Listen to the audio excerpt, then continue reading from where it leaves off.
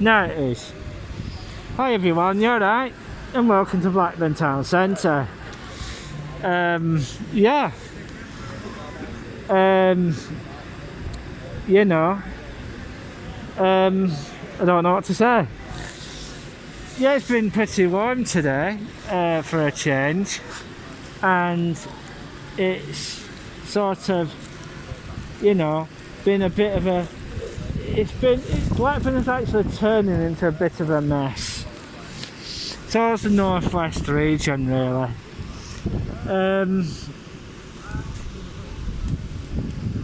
I really do feel that the UK government has got a new agenda, and what I am going to say, I might be right or I might be wrong, but if you've got anything to say about what I'm about to say, please leave it in the comment section below, and you know, try and keep it civil. We'll try to keep it civil on this channel, you know, because, you know, kids do watch it and stuff, but I really do think that that where things are at the moment, I don't think we'll be ready for the 21st.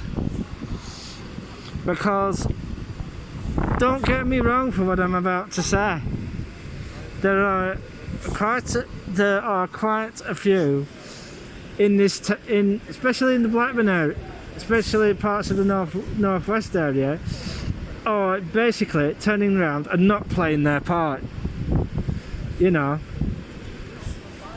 we basically want to get rid of this damn virus, and you know, there are people in this area who are not playing ball, and the areas that I think are not complying with these requests. Well, I'm going to leave that to your own judgment, and you'll know the type of areas what I'm talking about.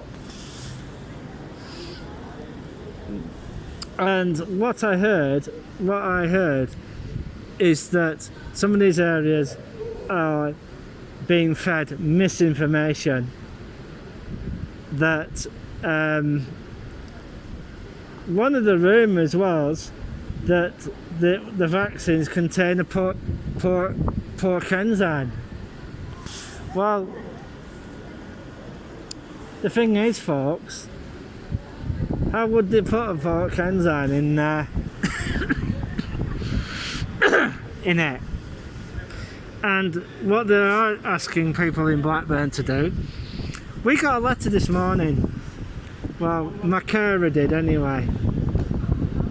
And it said on it, they'd like everybody to participate in Blackburn with these PCR tests to actually know where this variant is coming from.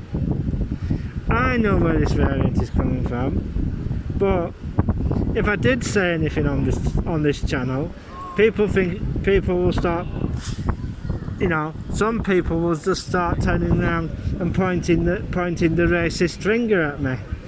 But there are certain communities in the Blackburn area who are being told, oh, don't have a jab because, you know, it's got X, Y, Z in it. In real terms, it hasn't, and that's what is making things more difficult in the northwestern region. Yeah. And another thing I'm going to speak about is this. The UK government, I'm sorry to say, does not want you to leave the UK. Why is this? The UK government wants the money from you to fix our economy. They want you to shop local. They want you to stay local, right? It's the free locals. They want you to shop local. They want you to stay local. They want you to work local. Those are the free locals that they are intending you to keep within. And that is what the UK government's real agenda is. To keep UK money within the UK. Right? That's the reason why they don't want people to go on holiday. Michael O'Leary from Ryanair can scream as loud as he wants. So there's EasyJet, EasyJet and Jet2 and all those cheap carriers. British Airways. They can scream their heads off that people aren't taking flights. But the government's real agenda is to keep you spending money at home. That is the real agenda. Because Mr. Sunak has got to fund his furlough scheme from somewhere. And I think, to be truthful, it's going to be the UK public once again. And that is going to be the truthful fact. They don't want you to go to Wales. They don't want you to go to Scotland. All they want you to do is to holiday in the England area, shall we say. Scots have got to stay in their own area. The Welsh has got to stay in their own area. Same with the Northern Irish. Same with the Manx government. That's the way that they want it. So that they're keeping the money in England itself, and all the regions all over the other places. So that is the reason. That's the real reason why they do not want you to go away to Spain, Portugal, or anywhere else in the EU. You'll be lucky to get a space at bloody Butlins, because Butlins at the moment has been, shall we say, the UK, the English part of the UK, their holiday camps have been absolutely crammed of late. Pontins, I don't know. Haven, I don't know, because I don't know how they're coping with things. But that's the real reason why they don't want you to go away over into Europe, because they want our economy first, to get the economy right. Because what would have to happen is, if we didn't have any money being recirculated back in, Sunak's going to have no money. And one of the other things that I've found out is this cigarette age, right, is being raised to 21.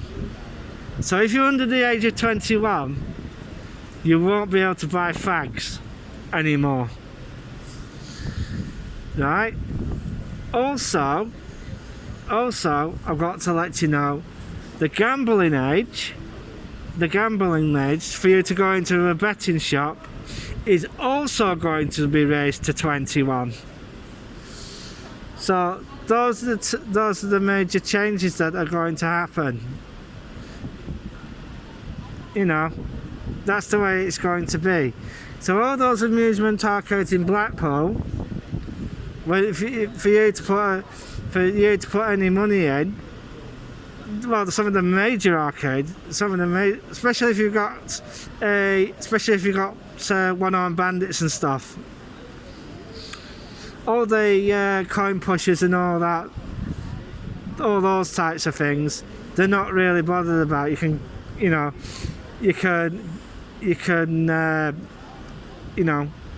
play on that. Younger people can play on them as long as they like, but like roulette and stuff like that, blackjack and all that sort of thing, especially the machine ones, you're going to have to be 21 to play them. And yeah, and if you ever love Brooks, if you have say a gamer's card with any of the bookmakers, if you're as soon as you go 21, you'll be fine. But if you're 18 and you've got a gamer's card, I'm saying it's sorry, tatty bye to your gamer's card, because they're going to move the gambling age up to 21, and yeah, it's just gonna be an absolute. In other words, they're going to take quite a lot of the fun away. So, there's not a lot you can do if they decide to do that. So, yeah. Is it going to? Oh. And if you found out by going into a shop buying cigarettes for somebody under the age of 21, it's £15,000 fine. Yes, £15,000 fine if you're caught buying cigarettes for a minor. There you go. And it's also same for if you go into a betting shop, and try to place a bet for somebody under the age of 21. So there you go. Those are the major changes that are proposed to come in, and some of them that are going to come in. So you've been warned, folks. I thought that there were shenanigans going on, and I've been proved right. Very soon you're gonna, right, back to this other thing. They're going to have troops going door to door doing PCR tests. And if you don't take part, well, they are talking about sanctions if you don't take part in it. We'll just have to wait and see what happens with that. In Wales, if the military knock on your door and ask would you do a PCR test for the lurgy, shall we say, and you refuse, the Welsh government are thinking about introducing a fine if you refuse to take a PCR test. The Scottish government might even decide to do that. Well, if those two governments decide to do it, will we be next? You never know. So I'm just warning everybody what could happen. And I've been getting reports from some of my friends around the country that certain so-called items from shops are disappearing like wildfire, and there's been, you know, shortages of certain products. So be aware, folks. Shortages could be coming to a shop near you, and if you can, get a group of you together, right, and join a club sort of thing, like Costco. Go and join Costco and just book buy from them, because your local shops might be just getting hit by, you know, shortages, because it's going to happen, and it's going to happen soon.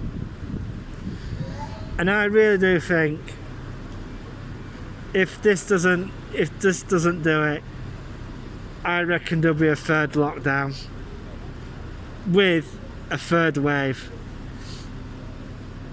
So, you know, I'm sorry that this might happen, but if you haven't had a jab or your second jab, please, for people's sakes, get it done, and then have your PCR test, because